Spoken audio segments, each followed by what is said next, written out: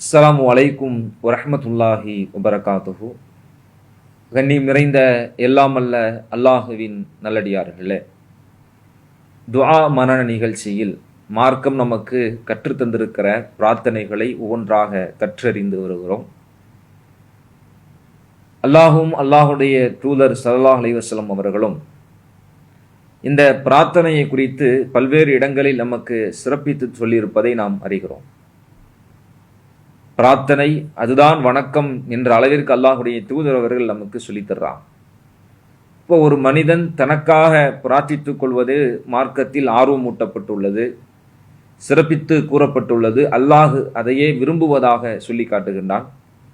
இப்படி ஒரு மனிதன் தனக்காக பிரார்த்திப்பது எப்படி ஆர்வமூட்டப்பட்டதாக, இறைவனுக்கு விருப்பமானதாக மார்க்கம் நமக்கு வழிகாட்டுகிறதோ, அதே போன்றே ஒரு மனிதன் தன்னுடைய சக மனிதனுக்காக, தன்னுடைய சகோதரனுக்காக பிரார்த்திக்கக்கூடிய அந்த பிரார்த்தனையையும் மார்க்கம் ஆர்வமூட்டுகிறது. அதை சிறப்பித்து நமக்கு சொல்வதை பார்க்கலாம்.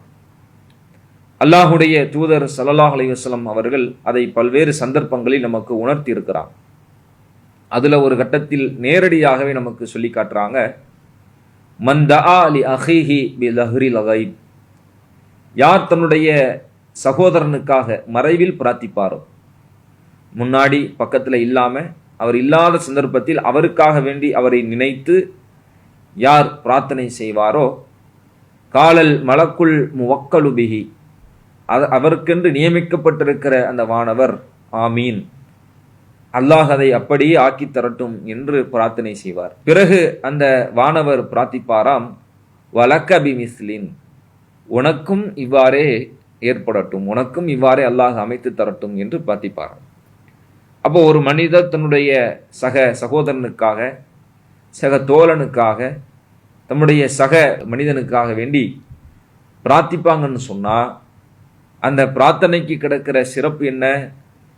அவர் நல்லதை நாடி இவருக்கு நல்ல ஆரோக்கியம் வரணும், இவருடைய செல்வம் பெருகணும், பரக்கத்து புரியணும் என்று பிரார்த்தித்தால் அந்த பிரார்த்தித்தவருக்காக வானவர்கள் பிரார்த்திப்பார்கள், உனக்கும் அவ்வாறே அல்லாஹ் செல்வத்தை தரட்டும், உனக்கும் அவ்வாறே அல்லாஹ் ஆரோக்கியத்தை தரட்டும் என்று பிரார்த்திப்பார்கள். ஒரு மனிதர் தன்னுடைய சகோதரனுக்காக இவருடைய துன்பம் நீங்க வேண்டும், இவருடைய கஷ்டம் போக வேண்டும் என்று பிரார்த்திப்பார் என்று சொன்னால் அந்த வானவர்கள் அந்த பிரார்த்தித்த மனிதருக்காக உனக்கும் அந்த கஷ்டம் நீங்க வேண்டும், உனக்கும் எந்த துன்பமும் இல்லாமல் இருக்க வேண்டும் என்று பிரார்த்திப்பார்கள் என்பதாக அல்லாஹுடைய தூதர் அவர்கள் பிறருக்காக நாம் பிரார்த்திக்கக்கூடிய அந்த பிரார்த்தனையின் சிறப்பை அழுத்தமாக நமக்கு சொல்லித் தருவதை பார்க்கிறோம். அந்த வகையில் அல்லாஹுடைய தூதர் அவர்கள் பல்வேறு சந்தர்ப்பங்களின் பொழுது பிற மனிதர்களுக்காக வேண்டி பிரார்த்திக்கக்கூடிய அந்த பிரார்த்தனையின் வாசகங்களை நமக்கு சொல்லித்தர்றான். அதுல நாம பலரும் கவனிக்க தவறுகிற, நாம பலரும் கண்டுகொள்ளாமல் செல்லக்கூடிய வகையில ஒரு விஷயம் இருக்கிறதுன்னு சொன்னா, நம்முடைய பணியாளருக்காக வேண்டி பிரார்த்திப்பது. நமக்காக வேண்டி உழைத்திருப்பார், நமக்காக வேண்டி வேலை செய்திருப்பார். அப்படி நமக்காக வேண்டி உழைக்கிற, நமக்காக வேண்டி வேலை செய்கிற, நமக்கு பணியாளராக இருக்கிற அந்த மனிதர்களுக்காக வேண்டி பிரார்த்திக்கக்கூடிய வாசகத்தை அல்லாஹ்வுடைய தூதரவங்க சொல்லித் தர்றாங்க. இந்த ஒரு பிரார்த்தனையையும் நாம் நம்முடைய வாழ்க்கையில் ஏற்படுத்தி கொள்ள வேண்டும். நமக்காக பணி செய்யக்கூடியவர்களுக்காகவும் பிரார்த்திக்கிற அந்த மனப்பாங்கு அது பறந்து விரிந்த மனப்பாங்காக ஒரு சகோதரத்துவ உணர்வை வெளிப்படுத்துகிற, இறை தூதர் கற்றுத்தந்த இந்த பிரார்த்தனையின் மீது நம்பிக்கை வைத்திருக்கக்கூடிய வகையில் பிரார்த்திப்பதின் மூலம் நம்முடைய இறை நம்பிக்கையை விரிவுபடுத்தக்கூடியதாக இந்த பிரார்த்தனை அமைந்திருக்கும். எனவே நமக்காக பிரார்த்திப்பதை போன்றே நம்முடைய ஊழியர்களுக்காகவும் நமக்காக பணி செய்யக்கூடியவர்களுக்காகவும் நம்ம பிரார்த்திக்கக்கூடியவங்களா இருக்கணும். அதில் அல்லாஹுடைய தூதர்கள் கற்றுத்தந்த அந்த பிரார்த்தனையின் வாசகத்திற்கான அர்த்தத்தை பார்த்துவிட்டு ஒவ்வொன்றாக நாம் அந்த வார்த்தைக்கு வார்த்தை சொல்லி பழகலாம். அல்லாஹும்ம, இறைவா, அக்சிர் மாலகு, இவரது செல்வத்தை நீ அதிகப்படுத்துவாயாக, வலதகு, இவருடைய குழந்தை செல்வத்தையும் அதிகப்படுத்துவாயாக, பாரிக் லஹு ஃபீமா அத்தைதஹு, நீ அவருக்கு வழங்கியவற்றில் அருள் வளம் பறக்கச் செய்வாயாக என்ற ஒரு அழகான பொருள்பட இருக்கிற இந்த பிரார்த்தனை அல்லாஹ்வுடைய தூதர் அவங்க சொல்லி தர்றாங்க. இதை வார்த்தைக்கு வார்த்தை நம்ம திரும்ப சொல்லி பார்க்கலாம். அல்லாஹும்ம அல்லாஹும்ம அக்ஸிர் மாலஹு அக்ஸிர் மாலஹு அக்ஸிர் மாலஹு வ வலதஹு வ வலதஹு வ வலதஹு வ பாரிக் லஹு ஃபீமா அல்தைத்தஹு வ பாரிக் லஹு ஃபீமா அல்தைத்தஹு வ பாரிக் லஹு ஃபீமா அல்தைத்தஹு. திரும்ப நம்ம சேர்த்து சொல்லி பார்க்கலாம். அல்லாஹும்ம அக்ஸிர் மாலஹு வ வலதஹு அல்லாஹும்ம அக்ஸிர் மாலஹு வ வலதஹு வ பாரிக் லஹு ஃபீமா அல்தைத்தஹு வ பாரிக் லஹு ஃபீமா அல்தைத்தஹு. சேர்த்து முழுமையாக நாம சொல்லி பார்க்கலாம்.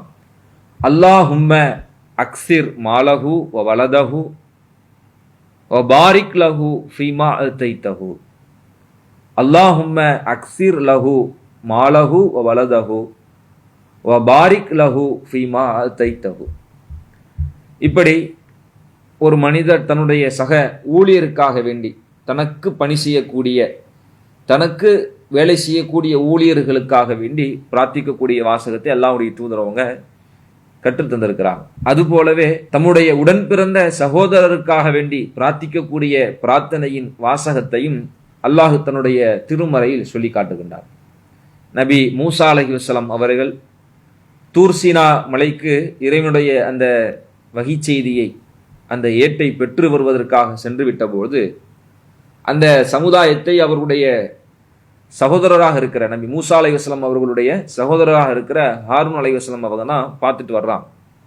இப்போ இந்த சந்தர்ப்பத்தில் அங்கே சாமீரி என்பவன் இருக்கிற மக்களை எல்லாம் ஒன்று திரட்டி ஒரு காளை கன்றை வடிவமைத்து அதை வணங்கக்கூடிய ஒரு நிலைக்கு செல்றான்.